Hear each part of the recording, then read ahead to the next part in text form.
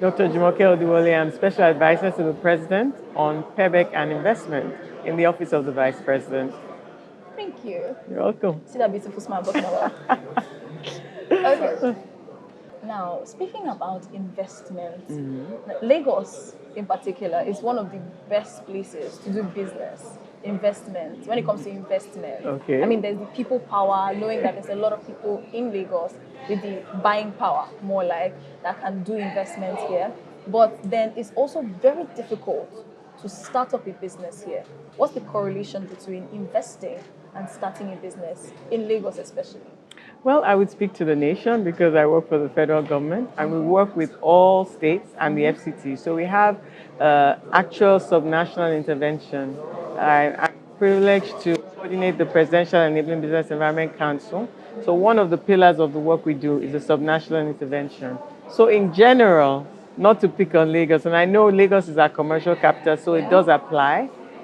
Starting a business and the amount of volume of businesses in Lagos is part of the problem that makes it so difficult because the services are under strain. So for instance, with land registration or whatever it is, because there are more people and there's more demand, sometimes there's more of a bottleneck. So you need to layer automation, you need to audit your processes and use technology to make it simpler and easier to do business. So when states are committed to these reforms, which is what we do, we work on business climate reforms that focus on the cost of doing business, the speed of doing business, and transparency. So to do that, you need to work on people issues, corruption, rent-seeking opportunities. You need to work on processes, auditing regulations, auditing processes, legislation, how people are able to function, the enabling framework, and then, of course, into infrastructure. So hard infrastructure, what I'm talking about is classified as soft infrastructure, but hard infrastructure will be your airports, your seaports, your road, your rail, your waterways, your broadband, fiber optics. So it's a whole gamut. But when states are coordinated and they have a sustained business climate intervention, like Lagos State, the Honorable Commissioner for Commerce has been a champion of ease of doing business. We've been having discussions. In fact, we're having an event at the end of Q1, like towards the end of March, will be hosted by His Excellency, the Governor of Lagos State, and she'll be continue her engagement with private sector. It's key not only to do things, but to be seen to be doing them. So communication, stakeholder engagement is extremely critical. So we'll be partnering on a stakeholder forum at the end of this quarter. That's I'm looking forward to that. Yes, you should come. Yes, I will. Yes, yes. All right, now speaking about the private sector, starting up a business is one thing in Nigeria. Now, what are the laws to sustain not just the startups but other businesses that have started up? What are those laws that help them to sustain the business in Nigeria? So the regulatory and legislative framework that underpin doing business in Nigeria is huge. So for instance, taxation, you have your federal taxes for your company's income tax, then you'll also pay your personal income tax at the state level. You will pay charges, levies with the local governments or other state charges and levies. There are also specialized regulators for each sector. You will also pay charges, levies. So the cost of regulatory compliance can be quite high.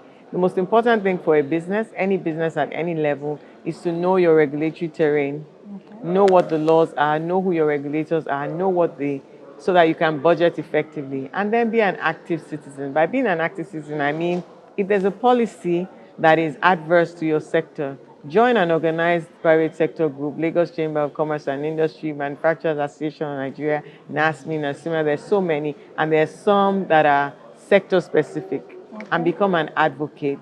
You don't need to just sit and complain. You can actually engage government. Sometimes the government may not even know because there are different regulators, different agencies. Like we track about 53 ministries, departments, and agencies that have a direct interface on small and medium-sized enterprises. But there are almost 700 ministries, departments, and agencies across the federal government of Nigeria, not to mention state government. So government is huge. It's not one behemoth entity. It's really, and sometimes they don't talk to each other. Sometimes there's information asymmetry. So working on strategic communication, both from the private sector side and also in government, agencies should know that if you make a policy like this or a regulation like this, it may affect another regulation, or maybe some agencies are making regulations that are duplicating. So, for instance, let me give a practical example.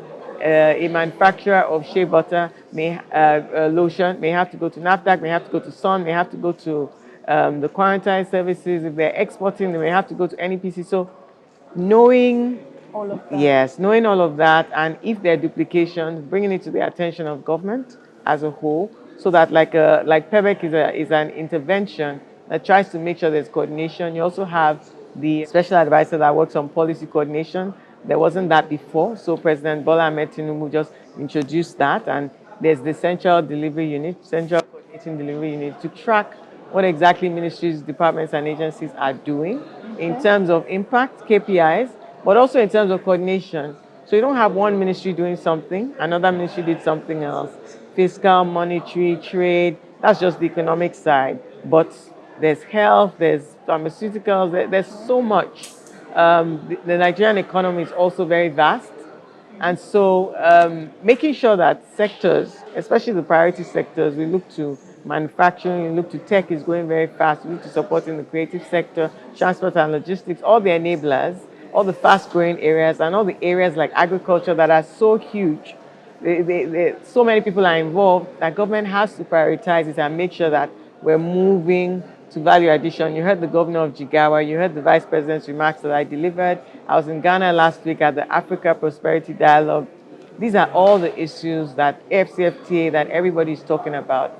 We can't talk about a lack of foreign exchange or our rate is galloping without working on productivity and competitiveness and exporting more so that we can earn more dollars, so that we can consume what we want. So there's no problem. I say to people, there's no problem if you want to eat apples and grapes, as long as you're exporting mangoes and pineapples. Then then it's fair. Some people just want people in temperate climates. They want tropical fruits. It's exotic. Yeah. People in tropics want them. temperate apples. So that's human beings for you, and no problem as long as you're productive and you're competitive and you're disciplined, hardworking, and your government is working for you, supporting you, making sure that you have an enabled environment to thrive. All right, that's beautiful. Oh, by the way, we have a podcast Okay. that concerns going local. That's the Ah, name of the podcast, Go okay. Local. And we're talking about going into the local areas of our, for example, our first season is on craftsmanship.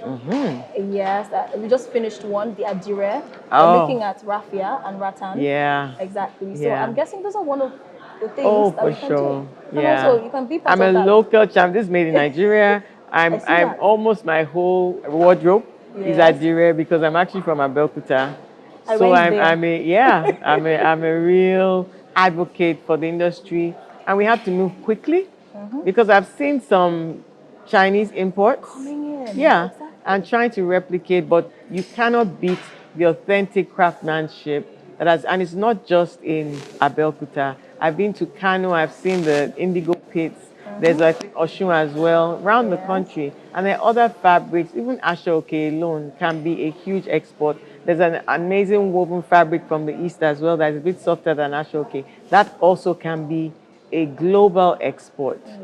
We have to give the world what the world needs from Africa. Why shouldn't Zobo be on every table like orange juice and apple juice? Why shouldn't mango juice, Zobo juice, coconuts? nuts. Yeah, tiger nuts. That's another one that is growing really fast. And they're popular and they're in demand. The same way the world wants our Afrobeat, the same way the world wants our Nollywood, is the same way they want our fashion everywhere I go. Internationally, when I travel, people are always asking about my clothes, asking about my hair, asking about. So these are our competitive advantage, and we should play to them. We should play to our strengths. In the last few years, a lot of Nigerians have been much more patronizing made in Nigeria clothes, but the fabric is usually imported. So yes, you have a fashion designer or a tailor. At least we're giving jobs, but we need to support our textile industry. Its industrialization. We have the cotton. We're one of the world's leading producers of cotton.